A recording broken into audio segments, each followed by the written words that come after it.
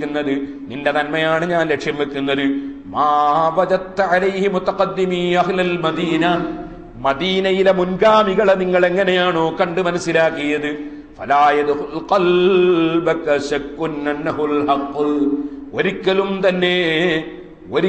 തന്നെ മദീനയിലെ മുൻഗാമികൾ ചെയ്തതിനെതിരായി ഒരിക്കലും നിന്റെ മനസ്സിലൊരു സംശയം വന്നു പോകരുത് മോനെ. മദീനയിലെ മുൻഗാമികൾ എന്താണോ ചെയ്തത് അതായിരിക്കും ഹഖ് എന്നതിൽ നിനക്ക് സംശയം വന്നു പോകരുത് മോനെ. ഇമാം ശാഫിഈ റളിയല്ലാഹു അൻഹുവിന്റെ ഉപദേശം, സഹോദരന്മാരെ, മുൻഗാമികളെ വിട്ടുകൊണ്ടൊരു ദീനില്ല. മുൻഗാമികൾ മനസ്സിലാക്കിയതുപോലെ ദീന് പിൻഗാമികൾക്ക് മനസ്സിലാക്കാൻ കഴിയില്ല.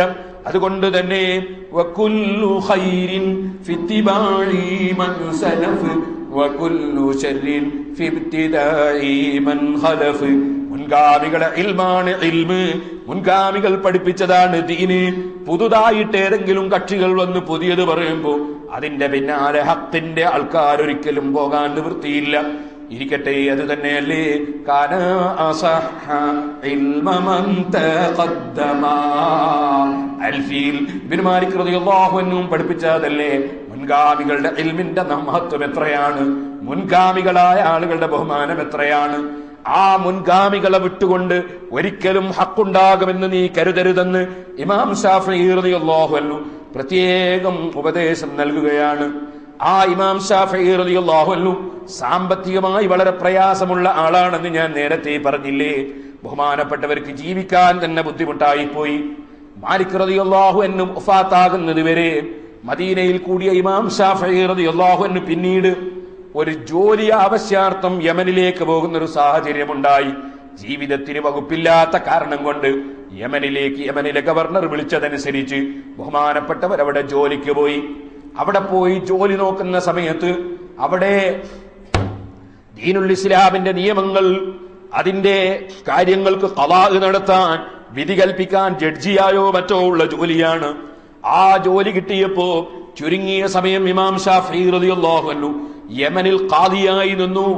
ആ ഖാദി എന്ന തസ്തികയിൽ ബഹുമാനപ്പെട്ടവർ നിന്നപ്പോ മഹാനവറുകളെ സംബന്ധിച്ച് ലോകമൊട്ടാകെ പ്രശസ്തമായി പോയി.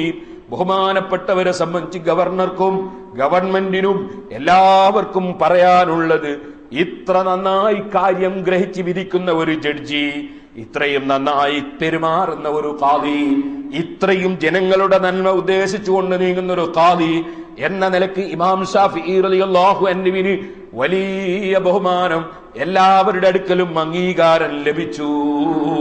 ഷാഫി ഇമാം റളിയല്ലാഹു അൻഹു അതിനെ സംബന്ധിച്ച് പറയുന്നുണ്ട്, എന്റെ ഉമ്മ എന്നെ സംരക്ഷിക്കാൻ ആവശ്യമായതൊന്നും തരാൻ എന്റെ ഉമ്മയുടെ കയ്യിലില്ലാത്ത സമയത്ത് ഉമ്മ സ്വന്തം വീട് പണയം വെച്ചു. എന്നിട്ട് ഉമ്മ ഉമ്മയുടെ കൂടെ എന്നെ ചുമന്നു. പിന്നീട് എനിക്കൊരു ജോലി കിട്ടി, ഖാദിയായി ജോലി കിട്ടി. ഫഹുമിത്തു ഫീഹി ഫസാദനി.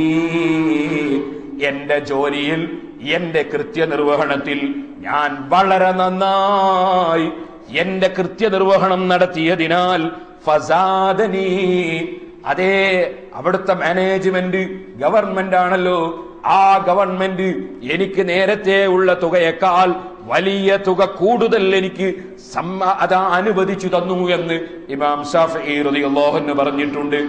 ഒരേ ജോലിയിൽ തന്നെ നിർത്തപ്പെട്ട വ്യക്തികൾ ജോലിയിൽ വളരെ ആത്മാർത്ഥത കാണിക്കുന്നുണ്ടെങ്കിൽ അവർ നല്ലവരാണ് എന്നതിന്റെ തെളിവാണ്. ജോലിയെടുക്കുന്ന ആളുകൾ അവർ ഏറ്റവും ആത്മാർത്ഥത കാണിക്കുകയും അവരുടെ സമയങ്ങൾ നിശ്ചയിക്കപ്പെട്ടതിനേക്കാൾ കൂടുതൽ സമയം ജോലിയിൽ അവർ കൂടുതൽ ആത്മാർത്ഥത കാണിച്ചു നിൽക്കുകയും ചെയ്യുക എന്നത് സാലിഹീങ്ങളുടെ ലക്ഷണമാണ്, നല്ലവരുടെ ലക്ഷണമാണ്.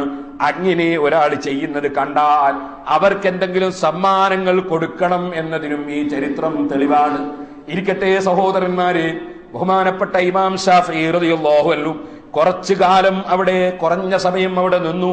പക്ഷേ അതിനുശേഷം മക്കയിലേക്ക് ഇമാം ശാഫിഈ റളിയല്ലാഹു അൻഹു വന്നപ്പോ ഉസ്താദ് സുഫിയാൻ ഇബ്നു ഉയൈന റളിയല്ലാഹു അൻഹു വിളിച്ചിട്ട് പറഞ്ഞു, മോനെ ഖദ് ബലഗനി ഹുസ്നു മൻ തസറ അൻക, നിന്നെ സംബന്ധിച്ച് നിങ്ങളുടെ പ്രവർത്തനത്തിൽ ജോലിയിൽ വളരെ ആത്മാർത്ഥത പ്രകടിപ്പിച്ചിട്ടുണ്ടെന്നും നിങ്ങൾ വളരെ നിഷ്പക്ഷമായി വിധി പ്രഖ്യാപിച്ചിട്ടുണ്ടെന്നും കാര്യം പഠിച്ചിട്ടേ പറഞ്ഞിട്ടുള്ളൂ എന്നും അങ്ങനെ തുടങ്ങി നിങ്ങളെ സംബന്ധിച്ച് നല്ല അഭിപ്രായം എനിക്കറിയാൻ സാധിച്ചിട്ടുണ്ട്.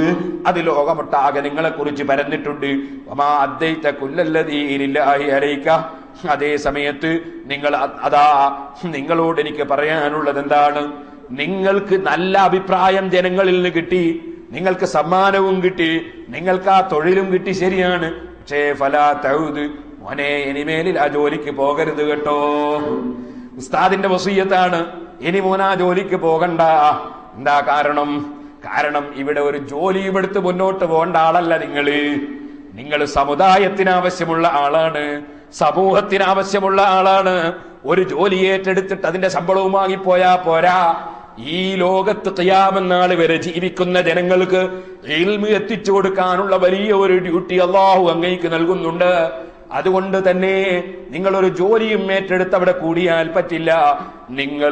നിങ്ങൾ ആ ജോലിയിൽ നിന്ന് രാജിവെച്ച് വരികയാണ് വേണ്ടതെന്ന് മഹാനായ ഇമാം സുഫിയാൻ ഇബ്നു ഉയൈന റളിയല്ലാഹു അൻഹു ബഹുമാനപ്പെട്ടവരെ ഉപദേശിക്കുകയാണ്.